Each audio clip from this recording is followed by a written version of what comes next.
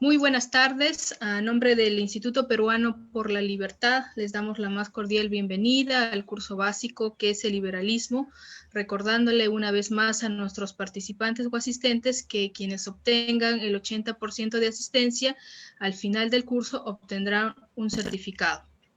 Antes de pasar con la presentación de nuestro expositor, me gustaría señalar que el Instituto Peruano por la Libertad tiene como uno de sus objetivos promover una sociedad de ciudadanos libres y responsables, buscando generar las condiciones para la realización integral de la persona, propiciando su amplia participación en diversos aspectos de la vida en sociedad. Es por ello que ha organizado en forma conjunta con la Fundación Friedrich Naumann este curso básico denominado ¿Qué es el liberalismo?, por lo que voy a ceder el uso de la palabra a su representante, George Denner. Adelante, George. Muy buenas tardes a todos ustedes, especialmente a nuestros amigos del Instituto Peruano por la Libertad y a Lucas, claramente.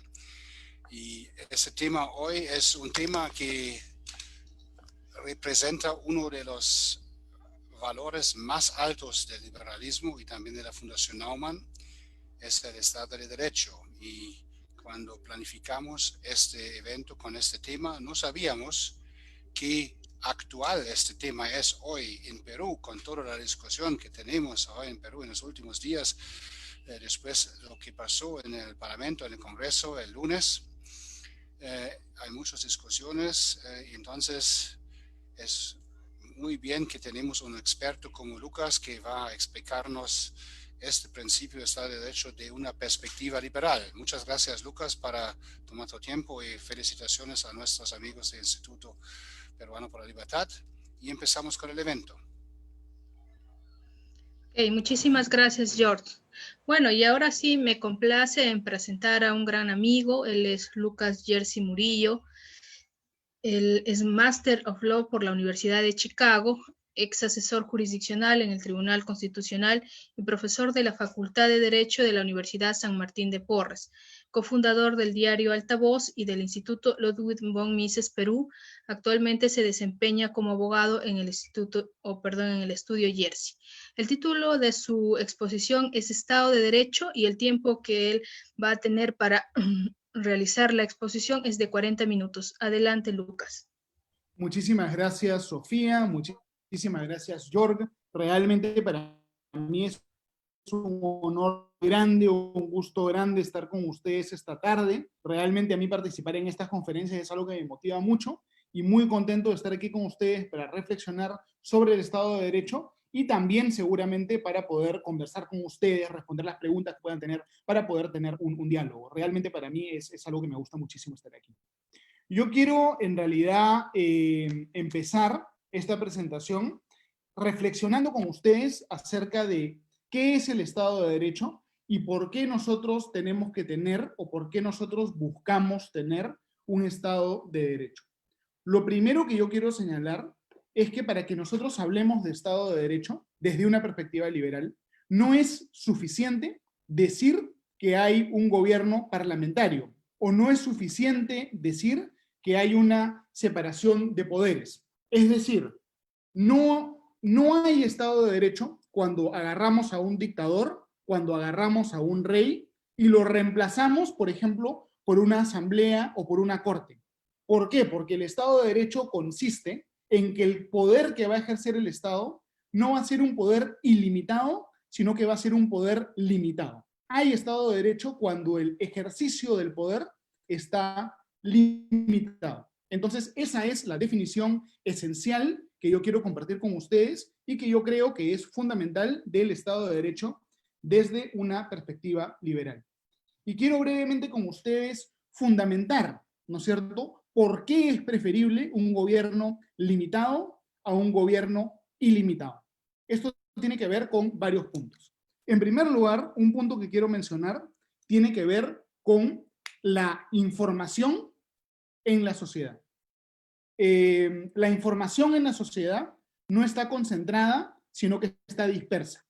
Nosotros podemos identificar en la sociedad diversos tipos de información. Hay información teórica, ¿no es cierto? Información independiente del tiempo y del espacio.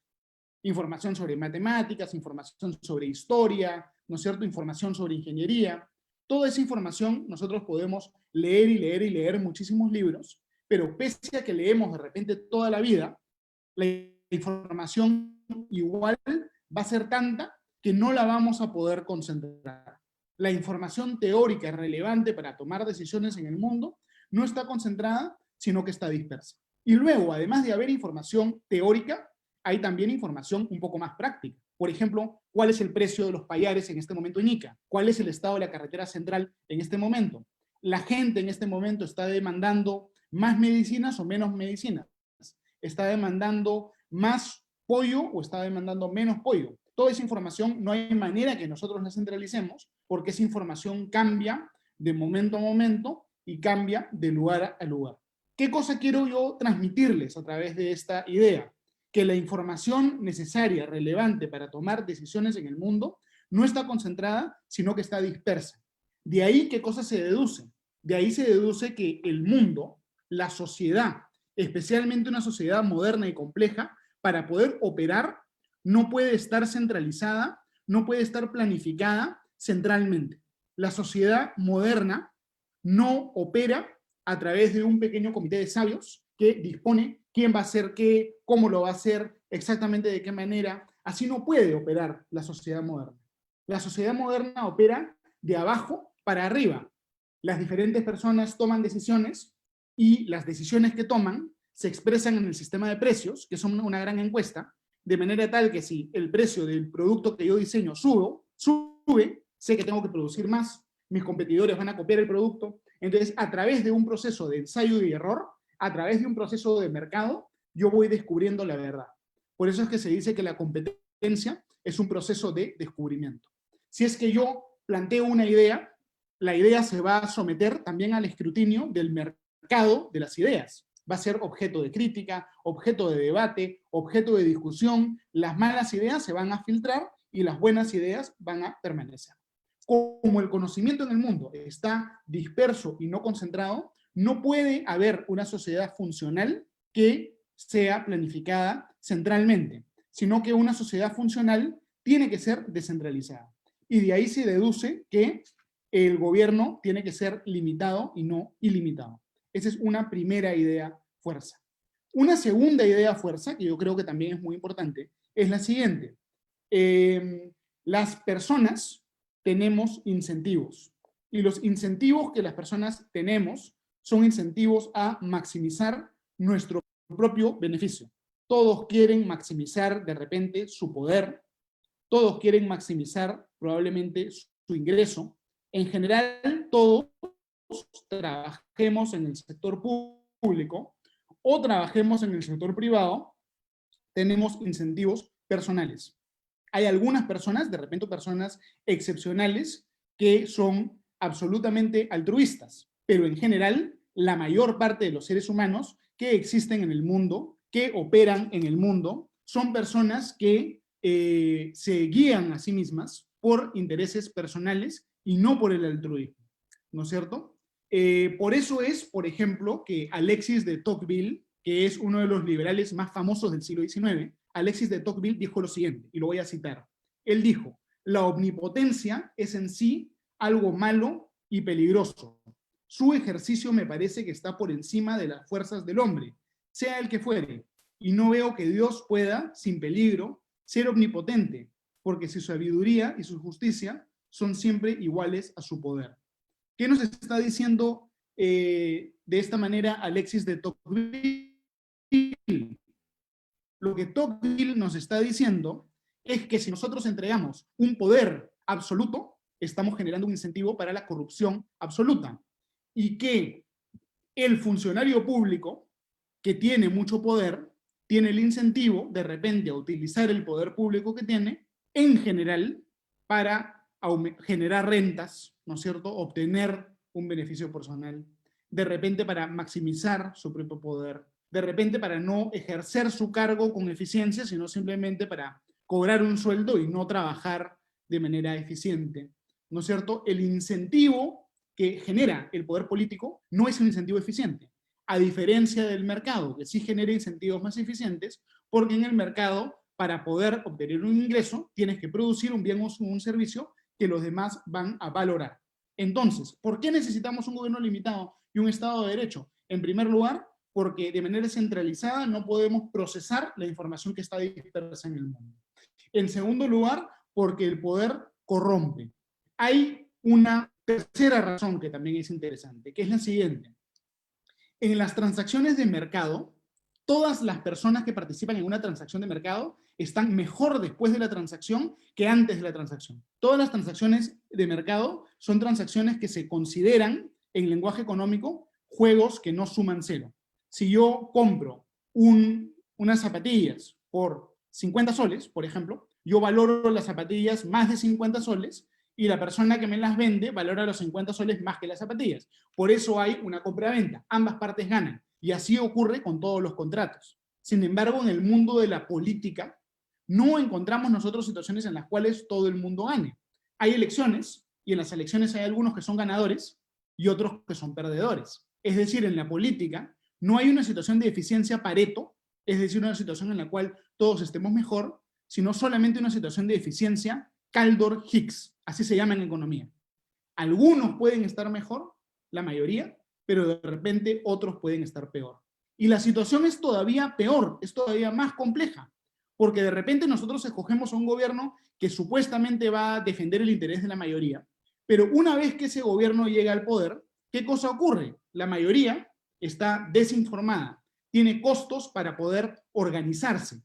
En cambio, las minorías, como son más pequeñas y de repente pueden ganar más influyendo al gobierno, las minorías sí tienen un incentivo para organizarse. Entonces, muchas veces el gobierno que fue democráticamente electo no actúa para defender a una mayoría desorganizada, sino actúa para defender a una minoría organizada. Y se produce lo que se conoce en economía como el problema de la agencia. Es decir, el político no está realmente actuando para representar a las personas que lo eligieron, a la mayoría, sino para representar o apoyar a los grupos de interés. Por eso es, y esto es un ensayo muy famoso escrito por un profesor de la Universidad de Chicago que se llama George Stigler, por eso es que muchas veces los grupos económicos, los grupos de poder demandan legislación que los protege, legislación que les entregue subsidios, legislación que les requiera a ellos, por ejemplo, que no paguen ciertos impuestos, o legislación que impida a su competencia ingresar al mercado, etcétera, etcétera, etcétera.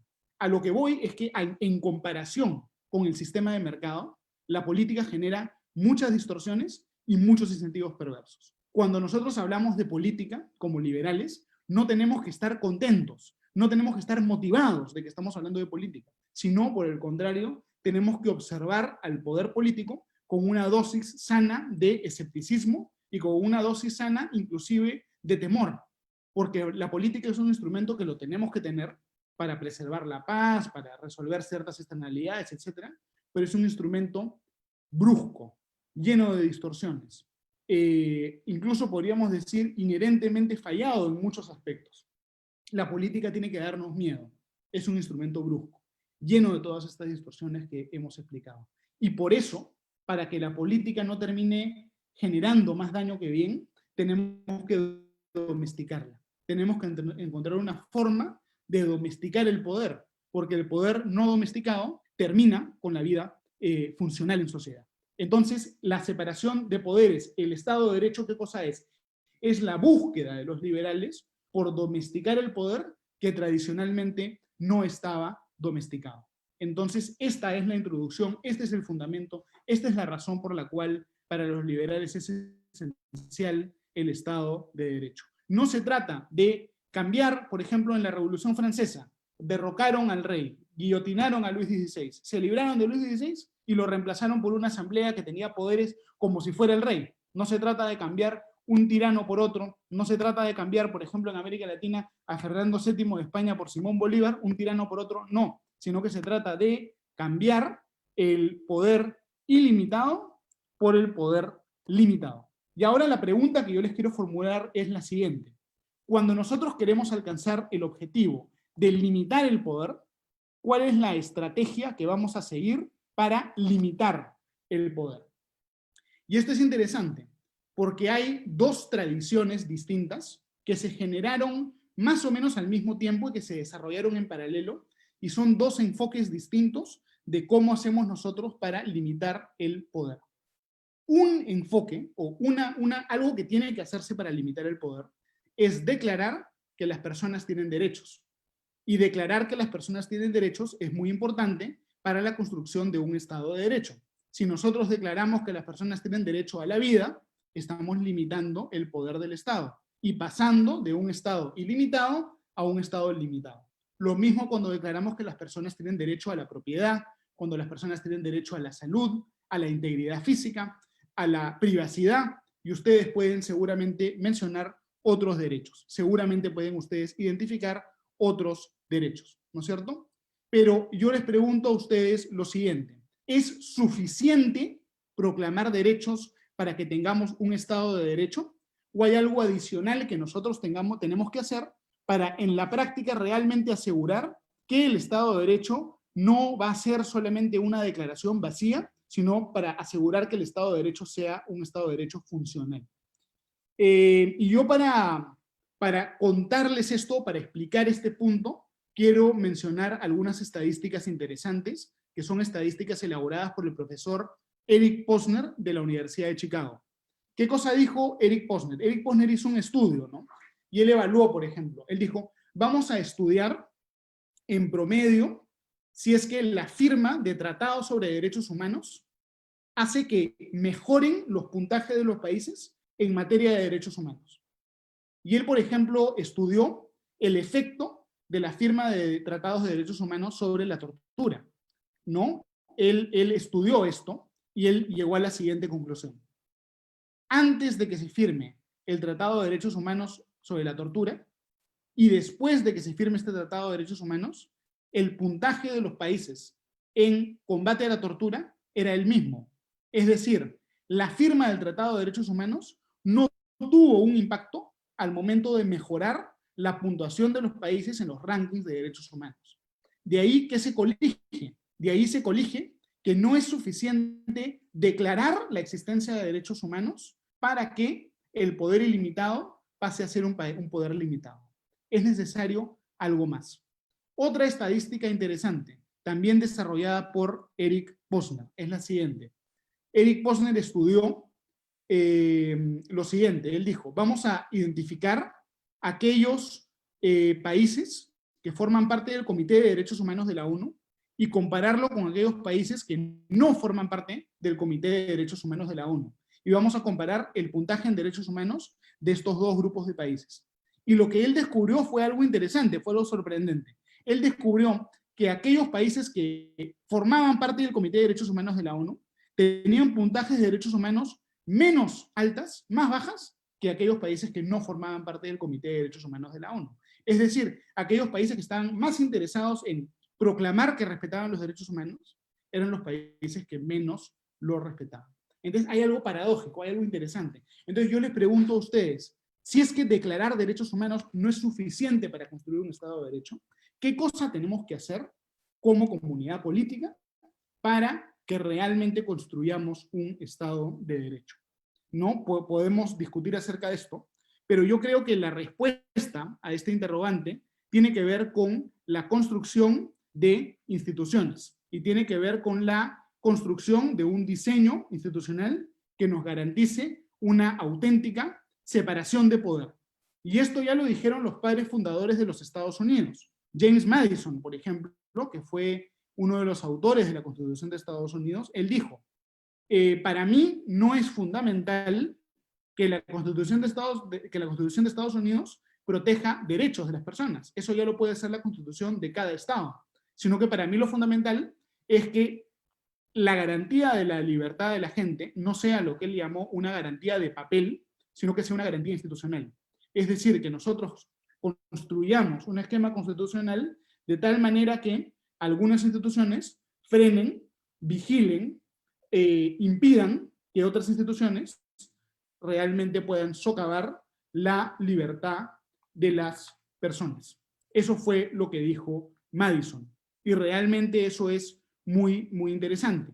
¿Por qué? Porque así como había una tradición de declaraciones de derechos, en paralelo a la tradición de declaraciones de derechos, había la tradición del constitucionalismo, la tradición de que a través de mecanismos estructurales se va a limitar el ejercicio abusivo del poder. Y es interesante porque eventualmente estas dos tradiciones se fusionan.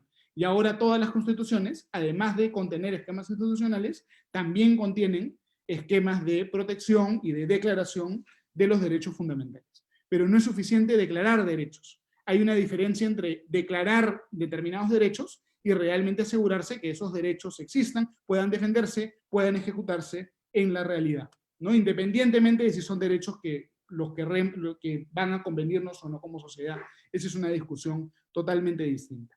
Entonces, habiendo dicho esta explicación preliminar, yo ahora quiero conversar con ustedes acerca de la separación de poderes en el Perú, para que nosotros evaluemos la separación de poderes en el Perú, y evaluando la separación de poderes en el Perú, podamos reflexionar si es que tenemos realmente en el Perú, hasta qué punto tenemos un Estado de Derecho funcional, o hasta qué punto tenemos un Estado de Derecho que todavía tenemos que construir, afirmar y reformar todos juntos, ¿no? Entonces yo quiero hacer la siguiente reflexión con ustedes.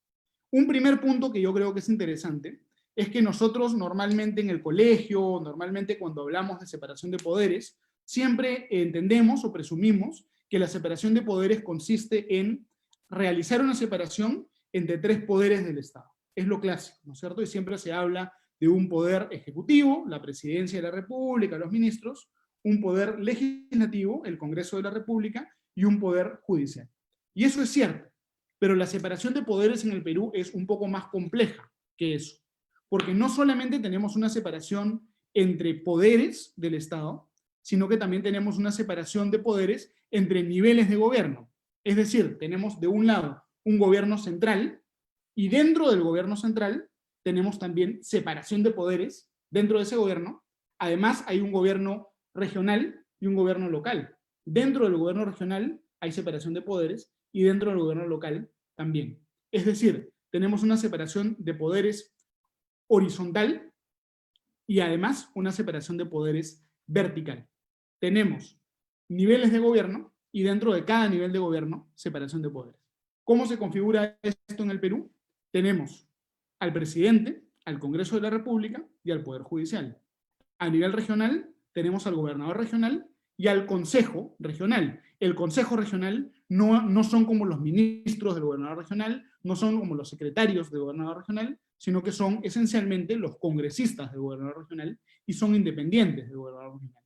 Luego tenemos municipalidades, varios niveles de municipalidades provinciales, municipalidades distritales, incluso en algunos supuestos municipalidades de centro poblado, y dentro de las municipalidades hay también un poder ejecutivo, que es el alcalde, y un poder legislativo a nivel local, que son los regidores. Entonces tenemos esta dimensión de la separación de poderes. Además de esta dimensión de la separación de poderes, tenemos también en el Perú otras instituciones protegidas por la Constitución que desempeñan ciertas funciones, y que son instituciones que también cumplen un rol en la separación de poderes que existe en el Perú. Las denominadas instituciones constitucionales autónomas.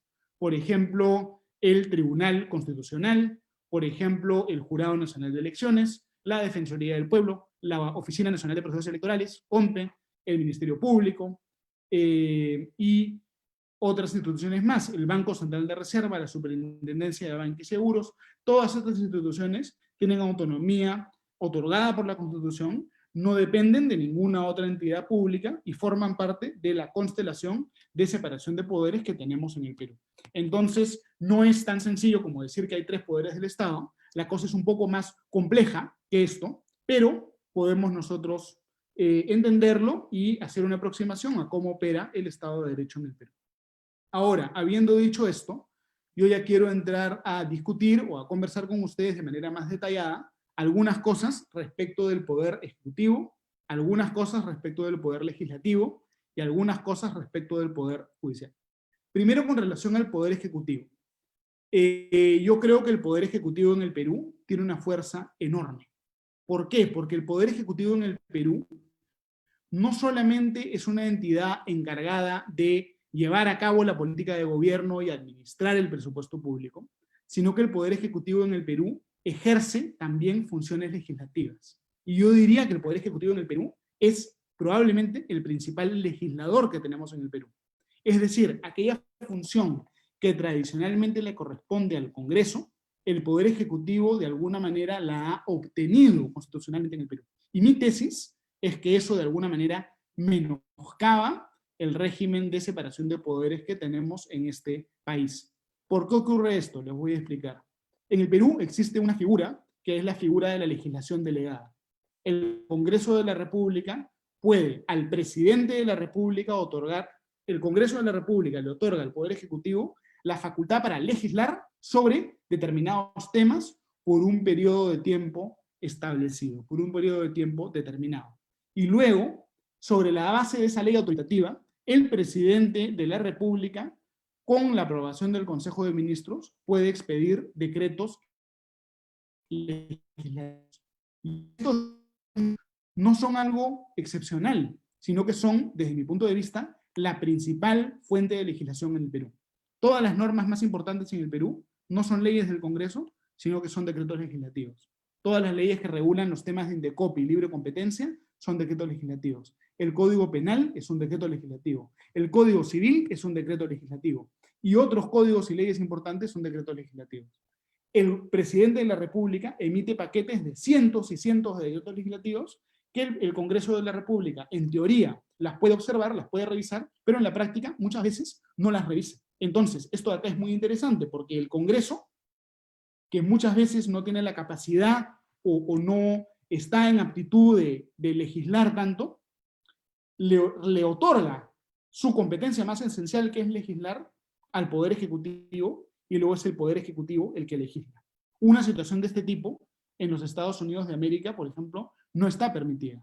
Esto estaría absolutamente prohibido en los Estados Unidos de América.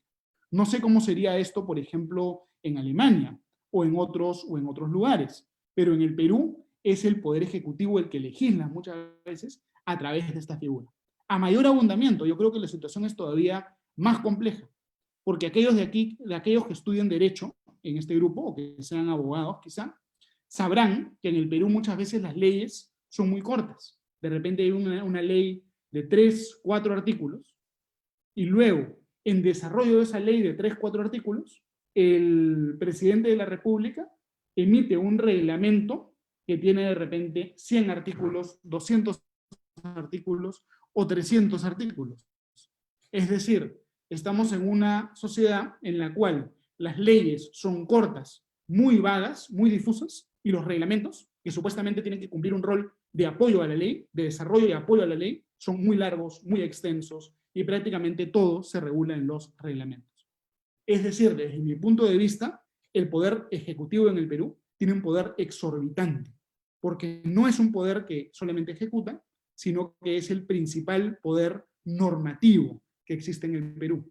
Y esto lleva a que a menudo la población vea que el Congreso es una entidad que no hace nada, una entidad decorativa, porque todo el mundo sabe, en el fondo en el Perú, que el Poder Ejecutivo ejerce la facultad normativa con mucha agresividad. No solamente emite decretos legislativos y decretos supremos, como he mencionado, sino que en ocasiones el Poder Ejecutivo también está autorizado para aprobar tratados sin que estos tratados sean validados previamente por el Congreso de la República, tratados ejecutivos. Además puede el Poder Ejecutivo aprobar decretos de urgencia, y estos decretos de urgencia que aprueba el Poder Ejecutivo, en la práctica solamente tienen que estar, solamente en la teoría, los decretos de urgencia solamente pueden regular materia económica y financiera de manera transitoria. Por ejemplo, si hay una crisis y hay que mover una partida presupuestaria de un lado a otro, o de emergencia, dinero que estaba asignado a un área del Estado, pasarlo a otro, para eso sirven los decretos de urgencia. Pero lamentablemente el Poder Ejecutivo usa los decretos de urgencia para todo. Incluso grandes reformas en el Perú, a nivel laboral, esta ley que emitieron para que Indecopi revise las concentraciones empresariales, esta ley antimonopolio, la aprobaron también por un decreto de urgencia, y eso es totalmente inconstitucional. Entonces, en el Perú, el presidente de la República tiene atribuciones normativas tan grandes que en la práctica, el presidente de la República y el Poder Ejecutivo son el poder legislativo, el poder normativo más importante que hay en el Perú.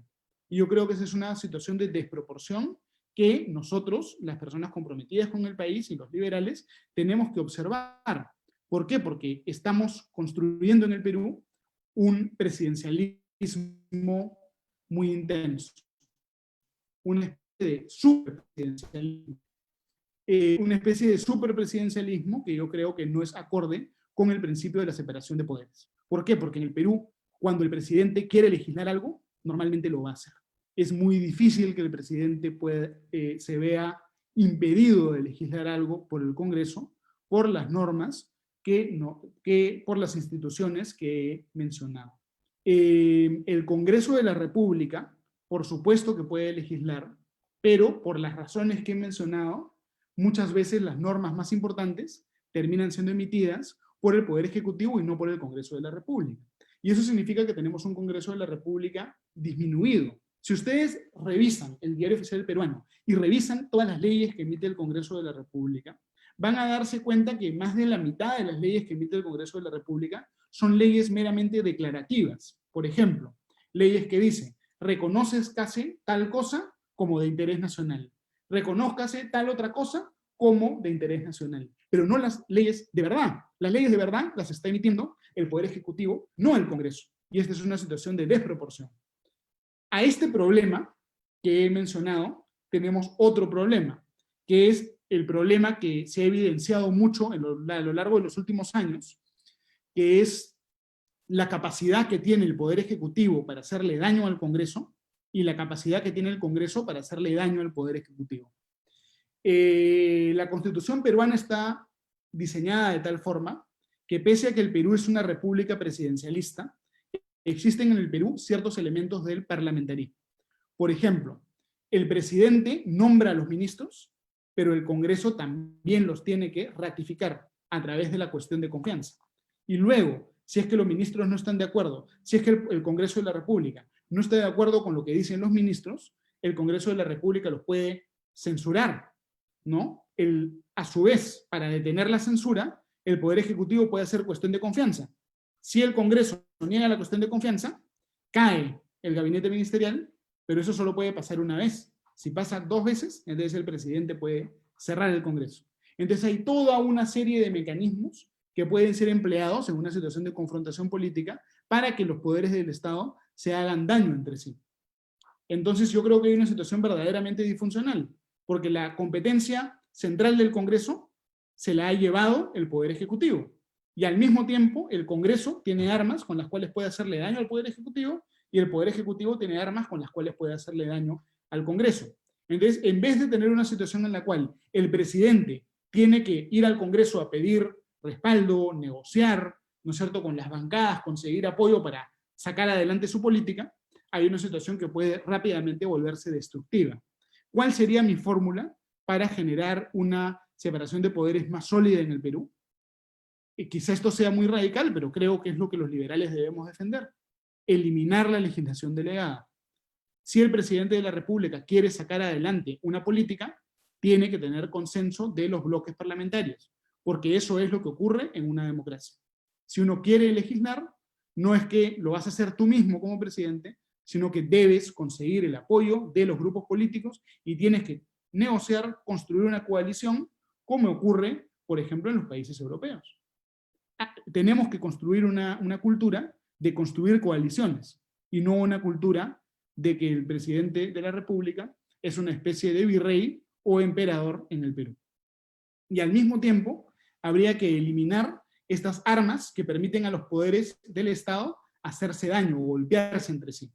Yo eliminaría realmente la cuestión de confianza, eliminaría la moción de censura, eliminaría también la capacidad del presidente para disolver el Congreso si le niegan la confianza. Y de esa manera probablemente habría una relación más funcional entre los poderes del Estado. Yo creo que hay otro problema también con la forma en la cual opera el Congreso de la República en el Perú, que es el siguiente. En el Perú tenemos un sistema electoral en el cual hay distritos electorales plurinominales. Lima es un buen ejemplo de esto. Lima debe tener aproximadamente 10 o 11 millones de personas, y esos 10 o 11 millones de personas escogen a 36 congresistas.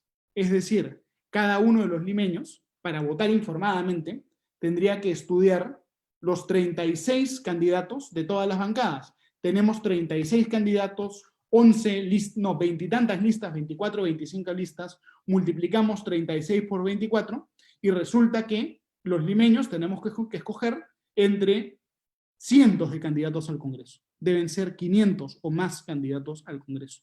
Y eso es una situación absolutamente disfuncional, porque el costo de informarse tiende a infinito. Entonces, como yo sé que mi voto no va a cambiar la elección y que el costo de informarse tiende a infinito, el incentivo que yo tengo como votante es a no informarme. Y una vez que se escogen, los parlamentarios que se escojan, yo no sé cuál es mi parlamentario, porque hay 36 parlamentarios que me representan. Entonces la gente no vota de manera informada, nadie sabe realmente cuál es su parlamentario, no hay una cultura de realmente fiscalizar lo que tu parlamentario hace, y realmente la relación de representación entre el parlamentario y el votante tiende a cero. Entonces, ¿cuál creo yo que debería ser quizá una reforma del sistema electoral en el Perú?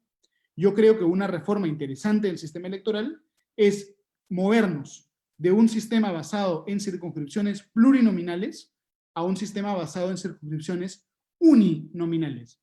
Es decir, Lima lo dividimos en 36 distritos electorales distintos.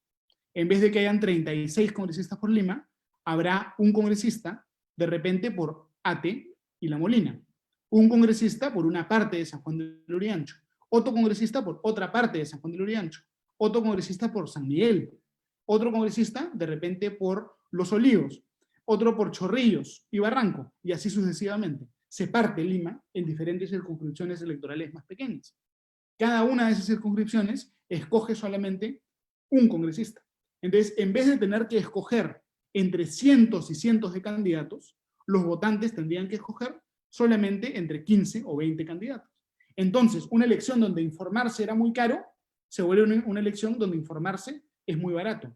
Y además, una vez que el congresista de tu distrito electoral es electo, cada uno sabe quién es su congresista. Y ahí sí puedes fiscalizar cómo vota, si vota como tú quieres que vota, si vota bien, si vota mal, puedes realmente hacerle un seguimiento, puedes hacerle realmente un seguimiento a el desempeño de tu congresista.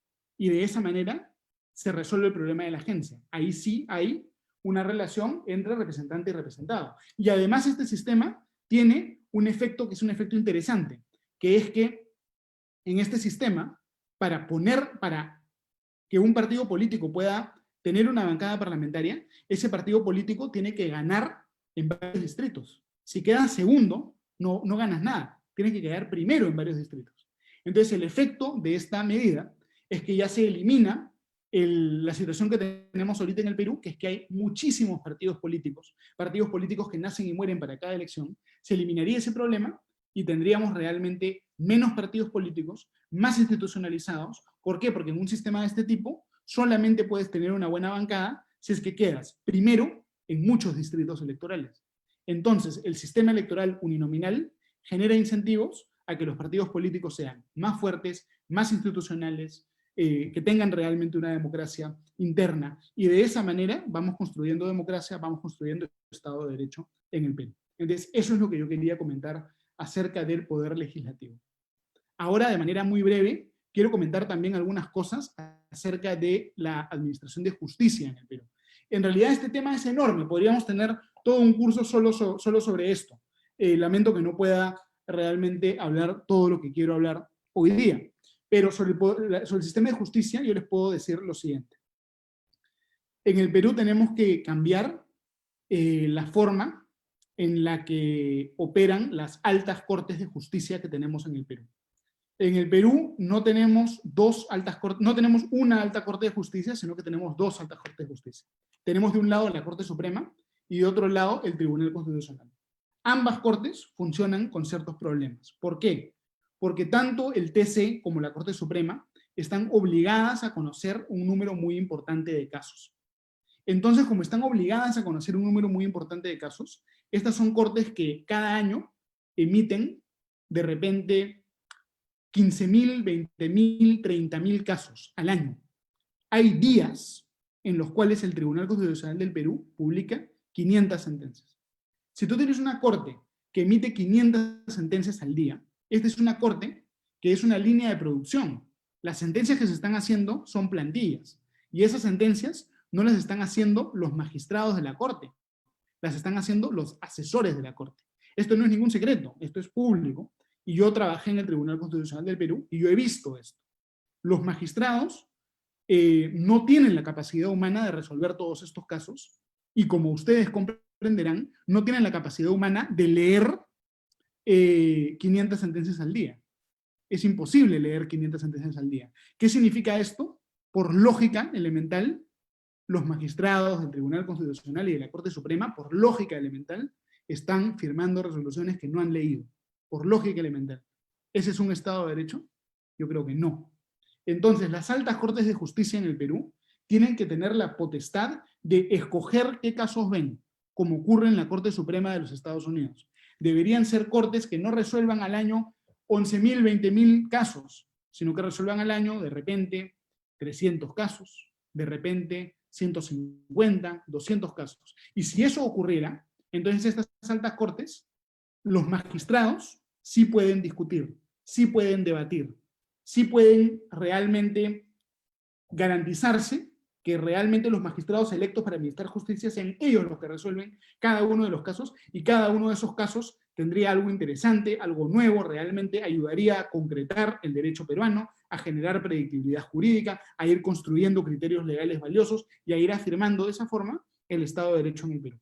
Entonces, el TC y la Corte Suprema tienen que tener la potestad de escoger qué casos resuelven. Eso es fundamental, porque solo de esa forma nos movemos de un sistema judicial basado en asesores a un sistema judicial basado en los magistrados.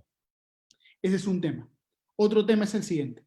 La Corte Suprema de Justicia del Perú tiene más de 40 magistrados en varias salas. Y muchas veces un caso va a una sala y esa sala dice A, otro caso va a otra sala y esa sala dice B. Eso no tiene ningún sentido. Si la Corte Suprema de Justicia es la que está uniformando la justicia en el Perú, debería tener solamente una sala, ¿no? Son algunas otras ideas para reformar el sistema de justicia en el Perú. Por último, yo creo que es importante que los jueces en el Perú sean electos de manera transparente. Hoy en día, los jueces en el Perú son electos por la Junta Nacional de Justicia, que antes se llamaba el Consejo Nacional de la Magistratura, y esta es una junta que honestamente no está constituida de manera transparente. No está constituida de manera transparente. ¿Por qué? Porque en esta junta ustedes van a encontrar representantes de universidades, representantes de colegios de abogados, es decir, representantes de instituciones privadas que defienden intereses privados en la función pública. Yo creo que esto no tiene legitimidad. Entonces los jueces son electos por un grupo corporativista, donde hay representantes de intereses privados, y no es transparente cómo se los escoge. Yo creo que sería más interesante que el presidente de la República nominara jueces y el Congreso de la República los ratificara en un alto nivel, y que haya un debate más transparente de quién va a ser un juez en el Perú. Y si los jueces se escogen de esa manera, yo estoy seguro que personas más calificadas se animarían a entrar al mundo de la judicatura, ¿no? Eso también es un tema interesante. Por último, otro tema que es muy importante es el tema del periodo de gestión de los magistrados y de los jueces. Los jueces tienen que ser independientes. Es muy importante la independencia judicial. Lamentablemente en el Perú, los jueces no tienen dificultades en el momento de ser independientes. ¿Por qué? Los magistrados del Tribunal Constitucional del Perú tienen el periodo más corto del mundo. 5 años. El periodo más corto del mundo. 5 años, nada más. Entonces, cuando llegue el año número 4, los magistrados del TC ya están pensando qué van a hacer después de ser magistrados. Están buscando trabajo, no porque sean personas poco éticas, sino porque se termina su periodo de gestión y tienen que pagar la hipoteca de su casa, pagar la universidad. Entonces, un magistrado del Tribunal Constitucional que está buscando trabajo no es un magistrado del Tribunal Constitucional que esté en condiciones de ser independiente, incluso si es una persona muy correcta, muy digna, ¿no? Luego, una vez que se vence su periodo, los magistrados del TC se quedan en el cargo hasta que el Congreso escoja a un nuevo magistrado. Entonces ahí empiezan todos los lobbies con el Congreso. Demora mi elección, no me cambies tan rápido, demórala un poquito más. Entonces eso también puede afectar su independencia. Por eso es que los magistrados del Tribunal Constitucional del Perú deberían tener un periodo de gestión que sea o de por vida, como es en los Estados Unidos, o si no es un periodo de por vida, un periodo de 10 años o 15 años, como ocurre en otros países del mundo. Pero el periodo de gestión cortísimo de 5 años, realmente que genera una serie de distorsiones que eliminan la independencia judicial en el Perú, ¿no es cierto? Ese es un tema que es central. Luego, con los jueces pasa algo parecido, porque los jueces son nombrados, pero los tienen que ratificar. Entonces, cada vez que los tienen que ratificar, hay una situación de debilidad, porque los integrantes de la Junta Nacional de Justicia y los intereses que ellos representan pueden socavar la legitimidad de los jueces. Entonces, los jueces deberían ser nombrados a plazo indefinido, indeterminado, y solo se les debería poder remover de su cargo a través de un proceso de acusación constitucional.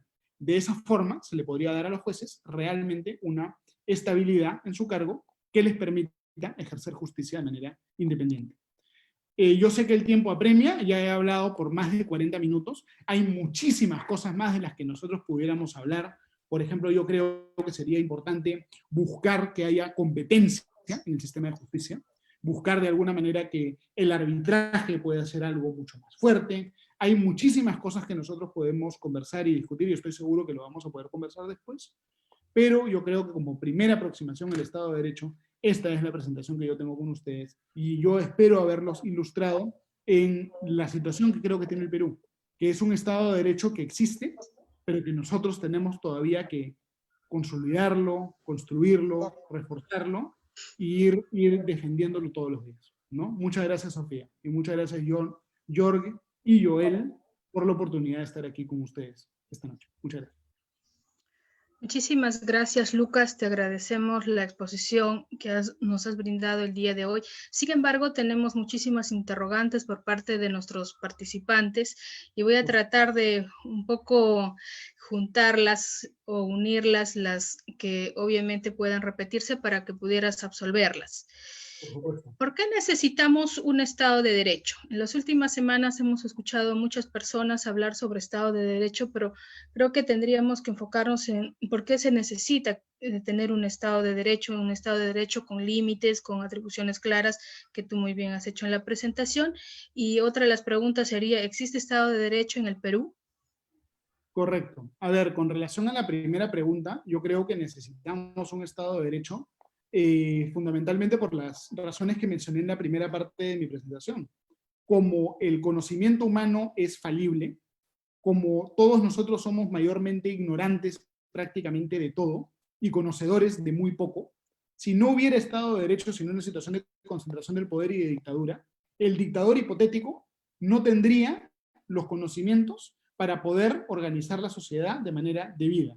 Solamente puede haber prosperidad, solamente puede haber digamos, crecimiento social, desarrollo social con libertad. Si no hay libertad, en realidad vamos a tener un gobierno que no va a tener idea de cómo organizar la sociedad, de cómo actuar, va a estar a través de un proceso de ensayo y error, intentando encontrar una solución. Y eso en realidad nos va a llevar al fracaso. La libertad nos permite encontrar la verdad. ¿Por qué? Porque en un régimen de libertad opera la libre competencia. En el mercado, en un régimen de libertad, opera la libre competencia. A través de la libre competencia, ya sea en el mercado propiamente dicho, o en el mercado de las ideas, nosotros descartamos las ideas malas, los productos que nadie compra, las ideas que todo el mundo rechaza, identificamos las ideas buenas.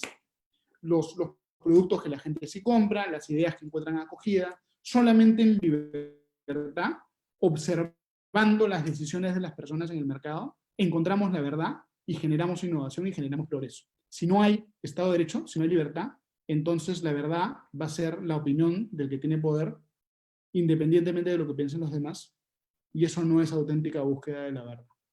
Así respondería yo a la primera pregunta. Respecto de la segunda pregunta, si tenemos Estado de Derecho en el Perú, yo creo que, pese a que el gobierno en el Perú tiene una serie de distorsiones, una serie de problemas que enfrentamos, yo creo que tenemos un Estado de Derecho con muchos problemas, pero que está ahí, y que es interesante porque yo creo que el Perú es un país muy resiliente. Pese a que el Estado de Derecho en el Perú ha estado bajo muchísima presión, yo creo que dentro de América Latina el Perú es de los países con instituciones más sólidas. Es raro, porque muchas veces los peruanos nos gusta autoflagelarnos. Yo creo que en el vecindario en el que estamos, somos de los países con instituciones democráticas más sólidas, pero las tenemos que cuidar. Si no las cuidamos, las podemos perder. Bien, entonces necesitamos un gobierno limitado, separación de poderes y un Estado de Derecho. Julio Franco nos pregunta, si se pudiera hablar de porcentajes, ¿en qué país de Latinoamérica hay un alto porcentaje de Estado de Derecho y en cuál se encontraría el Perú actualmente? Y por otro lado, Walter La Plata nos pregunta, ¿cómo pueden mantenerse protegidos los derechos si es que las constituciones y las leyes cambian todo el tiempo? Correcto. A ver, muchas gracias por la pregunta. Yo creo que es muy difícil ponerle números a estas cosas. Si nosotros buscamos matematizar las cosas, va a haber un elemento de arbitrariedad muy grande, pero igual hay economistas que se dedican a ponerle números a las cosas, ¿no? Y muchos de ustedes seguramente conocen esto, pero igual se los comento. Por ejemplo, el Instituto Cato de Washington, D.C., ha elaborado un índice que ellos le llaman índice de la libertad humana, y ahí ellos hacen rankings, por ejemplo, midiendo el Estado de Derecho de los países. Por ejemplo, también hay una institución afiliada al Consejo de Europa, que se llama la Comisión de Venecia, y ellos también tienen rankings de mediciones de Estado de Derecho. Entonces, hay mediciones que ustedes pueden consultar, si es que quieren. Hay mediciones que ustedes pueden consultar si es que quieren.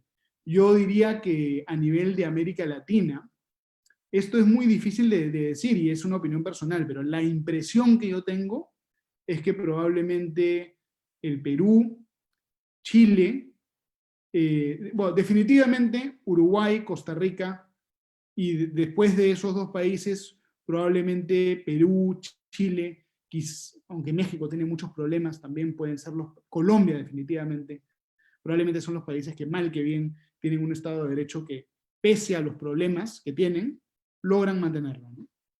No es un Estado de Derecho que funcione óptimamente, pero por lo menos es una situación de cierto Estado de Derecho.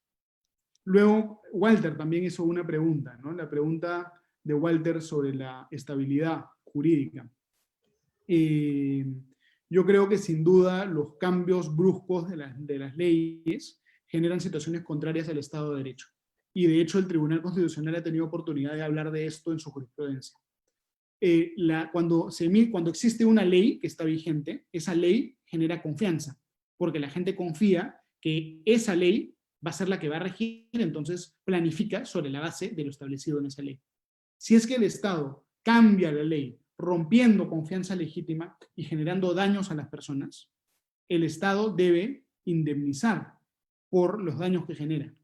Pero lamentablemente en el Perú no existe todavía la posibilidad o el espacio donde podamos solicitar una indemnización justa por el daño que nos cambia el Estado por cambios bruscos en la ley. Lo que sí ha ocurrido a veces es que hay veces en las cuales el Tribunal Constitucional ha señalado en su jurisprudencia que los cambios bruscos en la ley no van a ser exigibles en ciertos casos. Por ejemplo, yo conozco un caso que yo lo trabajé en el TC, que es público, de una planta eléctrica que se estaba construyendo en un terreno. Los dueños de la planta eléctrica, los concesionarios, le preguntaron a la municipalidad si iban a poder ampliar la planta eléctrica. La municipalidad les dijo que sí. Ellos hicieron una inversión millonaria sobre la base de esa confianza y luego, de manera artrera, una puñalada en la espalda prácticamente, la municipalidad cambió la zonificación. Es decir, toda la inversión que habían realizado de decenas de millones de dólares se fue al tacho. Entonces, en ese caso, el Tribunal Constitucional dijo que el cambio de zonificación no tenía efecto y se inaplicó el cambio de zonificación, porque era un cambio de zonificación que vulneraba la confianza legítima de los ciudadanos en la ley, ¿no? Entonces, los cambios bruscos, sin motivación, inexplicables en la ley, no son aceptables en el Estado de Derecho. Y así lo ha mencionado la jurisprudencia constitucional, ¿no? Además, por eso, perdón que me extienda, parte de la importancia de tener bicameralidad es que hace más difíciles los cambios bruscos. Parte de la razón por la cual es malo que el Poder Ejecutivo legisle y es bueno que el Congreso legisle, es que como el Congreso es un órgano colegiado donde hay debate, es menos probable que hayan cambios bruscos. Entonces, por eso es que tenemos que quitarle poder al Poder Ejecutivo, darle más poder al Congreso y tener bicameralidad, para que hayan menos cambios bruscos en las normas. ¿No? Muchas gracias. Muy bien. Bueno, Roberto García también nos realiza la siguiente interrogante. El expresidente Martín Vizcarra, en su pronunciamiento del lunes por la noche, después de ser destituido, mencionó que tenía la opción de tomar una acción legal al respecto, pero al final terminó aceptando su vacancia. Él dice, creo que se refería a volver a cerrar el Congreso. ¿Me equivoco? Si fuese así, ¿de verdad hubiese sido una acción legal o un posible golpe de Estado? Correcto. A ver, muchas gracias por la pregunta. La acción legal a la que se refería el presidente de la República no era el cierre del Congreso. El cierre del Congreso no procede durante el último año de mandato presidencial. Además, el cierre del Congreso solamente procede cuando el Congreso niega la confianza al presidente del Consejo de Ministros, y en este caso nadie había solicitado la confianza. Entonces el presidente Vizcarra, el expresidente Vizcarra, no estaba hablando del cierre del Congreso, sino que estaba hablando de otra cosa. Dicho sea de paso, yo creo que el cierre del Congreso que hizo Vizcarra en el año 2019 fue inconstitucional, pero esa es una discusión para otro día porque es demasiado largo entrar en eso. ¿A qué se refería el presidente Vizcarra? El presidente Vizcarra se refería a la posibilidad de plantear una demanda ante el Tribunal Constitucional que se llama demanda competencial. El Tribunal Constitucional es el árbitro que existe en el Perú frente a las disputas que oponen a diferentes poderes del Estado o entidades constitucionales autónomas. Entonces el presidente pudo haber ido al Tribunal Constitucional para decirle, Tribunal Constitucional, ordénale al Congreso que paralice su proceso de vacancia, porque el proceso de vacancia que está haciendo el Congreso vulnera o impide que el Poder Ejecutivo cumpla sus competencias conforme a la Constitución. Ese pudiera haber sido el argumento de Vizcarra. Yo creo que ese argumento es malo. Yo creo que Vizcarra no hubiera tenido razón en esa demanda. Y por eso es que Vizcarra posiblemente no planteó la demanda. Porque en realidad el hecho de que el Congreso vaque al presidente no significa que el Poder Ejecutivo pierde competencias, sino que asume un nuevo presidente y ese nuevo presidente tiene las mismas competencias que tendría Vizcarra. Es decir, en realidad lo que Vizcarra quería era que se defienda su posición de él y no la posición del Poder Ejecutivo como poder del Estado. Entonces yo creo que el presidente Vizcarra no hubiera tenido éxito en una eventual demanda competencial. Un pequeño disclaimer por ética profesional. Yo soy abogado y uno de los casos que yo defiendo como abogado es un caso, una demanda competencial planteada por Vizcarra contra el Congreso por el intento de vacancia que le hicieron en septiembre. Entonces, ojo, yo soy abogado del Congreso contra Vizcarra. Se lo comento a ustedes para que sepan que no es una opinión neutral, sino una opinión de un abogado, ¿no? Muy bien. Le contesta que es acción legal o un golpe. La segunda pregunta. La pregunta estaba vinculada ¿a qué? ¿Al cierre del Congreso? No, a la vacancia de presidente. Yo entendí la pregunta de otra forma, pero te la contesto igual, George. Dice la verdad, hubiese sido una acción legal o un posible golpe de Estado que pasó el lunes. Correcto. Yo creo que la vacancia del presidente Vizcarra no fue un golpe de Estado, sino que fue una acción plenamente constitucional. ¿Por qué? Porque la mayor parte, prácticamente todas las democracias presidenciales en el mundo contienen la figura del impeachment, es decir, la posibilidad de remover al presidente de su cargo si es que se considera que el presidente no está moralmente capacitado para ejercer el cargo. Tiene que haber una figura de ese tipo, porque de lo contrario podría haber un presidente que comete actos que son totalmente indignos del cargo y que estaría ahí asumiendo el cargo, ¿no? Por ejemplo, piensen en un presidente que comete un delito flagrante, un presidente que atropella a alguien manejando porque tomó, o un presidente que comete otro tipo de acciones que son inaceptables, ¿no? El Congreso lo que hizo fue ejercer una facultad establecida expresamente en la Constitución. Puede gustarnos, puede no gustarnos, pero yo realmente no veo ningún argumento para concluir que esto es un golpe de Estado. Es una figura que existe en la Constitución, se ha ejercido, el Congreso ha interpretado esta figura como se ha interpretado siempre a lo largo de la historia peruana. En el Perú siempre se ha interpretado que incapacidad moral alude no a incapacidad física o incapacidad mental, sino que incapacidad moral significa no incurrir en actos que moralmente te descalifican para ejercer el cargo de presidente. Entonces, yo creo que es el ejercicio regular de una competencia constitucional. No veo ninguna razón por la cual eso sería un golpe de Estado, más allá de la simpatía o antipatía que ciertas personas le tienen al expresidente Martín Vizcarra. Muy bien, Lucas. Bueno, vamos terminando ya con un par de preguntas más. César Orén nos pregunta, ¿cuál es el rol de la Constitución en un Estado de Derecho? ¿Podríamos considerar que el Estado de Derecho podría transformarse en un Estado de Derecho constitucional? Correcto.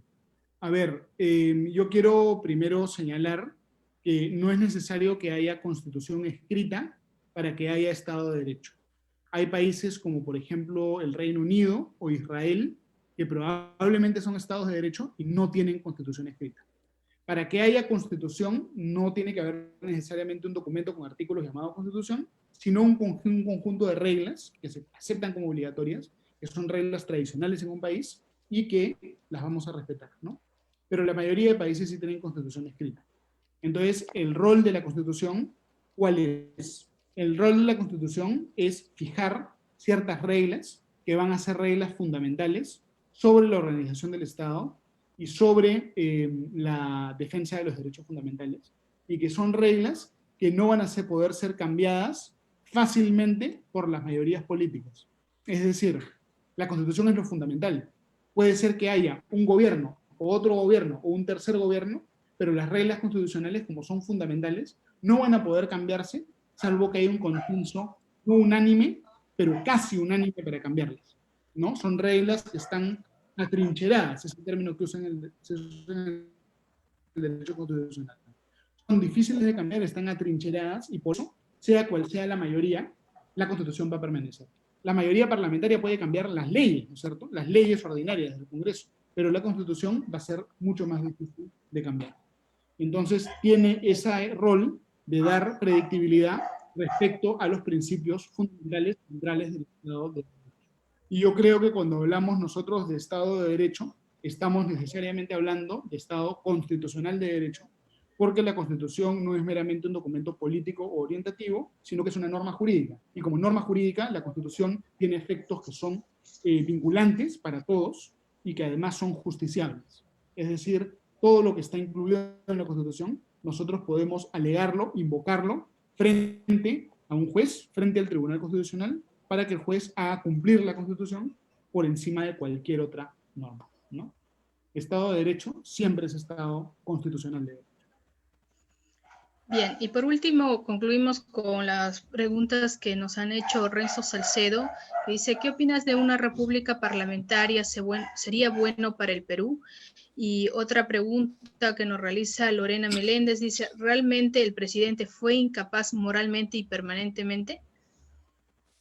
Correcto. A ver, con relación a la república parlamentaria, yo creo que nosotros no podemos transformar de la noche a la mañana la cultura política de los países.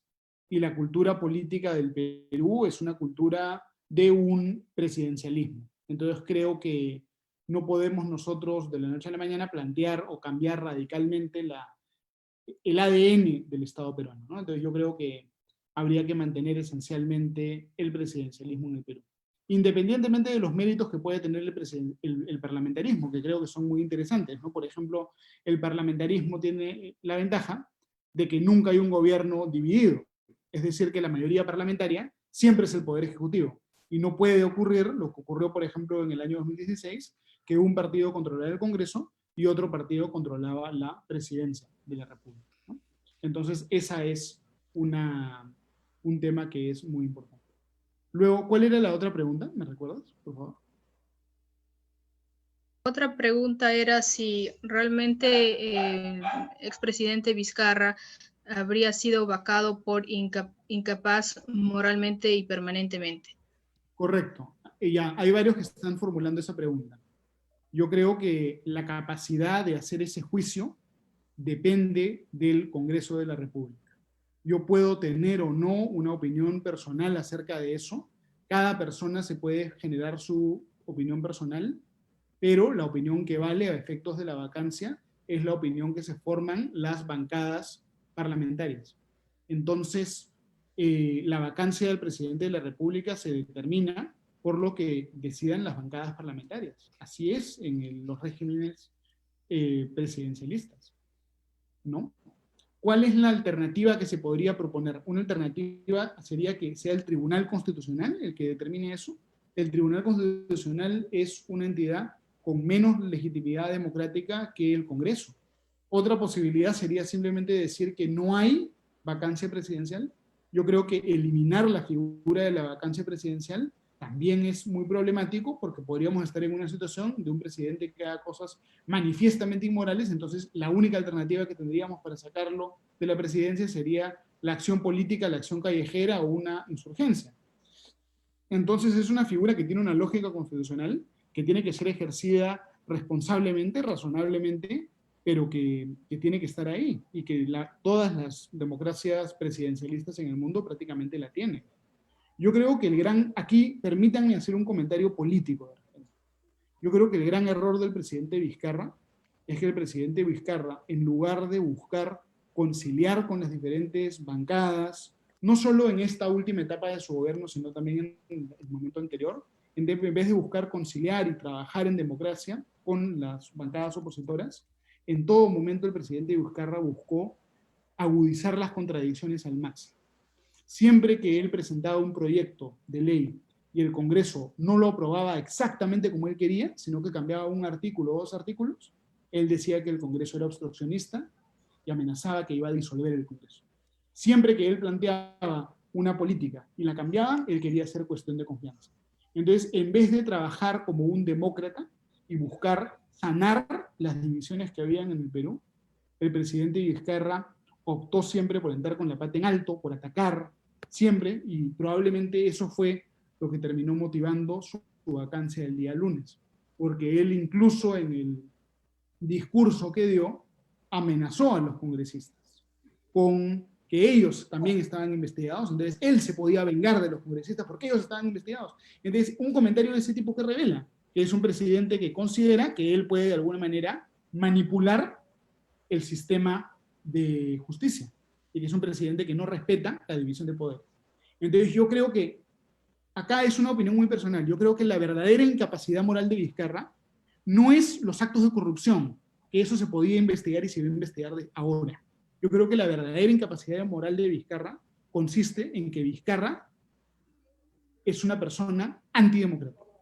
Vizcarra se ha comportado como un gobernante autoritario. Y yo le voy a decir algo muy controversial ahora. Yo creo que el verdadero fujimorismo en el Perú, el neo-fujimorismo en el Perú, con todo respeto a quienes se consideran fujimoristas, ¿no? Yo creo que el verdadero heredero de Alberto Fujimori en el Perú no es ni Keiko ni nadie de Fuerza Popular, sino que es Vizcarra. Porque Vizcarra fue el que permanentemente actuó demonizando al Congreso, no respetando las instituciones, no respetando la separación de poderes, y desde mi punto de vista, Vizcarra dio 3 golpes de Estado. No 1, sino 3 golpes de Estado. Primer golpe de Estado, la disolución que decretó del Consejo Nacional de Magistratura, un órgano autónomo que Vizcarra lo intervino y prácticamente lo desactivó. Eso fue un golpe de Estado. Segundo golpe de Estado, el tema de la disolución del Congreso, que fue una disolución muy, muy irregular. Y luego, ¿cuál era el tercero? ¿Cuál era el tercero? O 2 nomás eran. Bueno, 2 golpes de Estado. El tercero se me fue.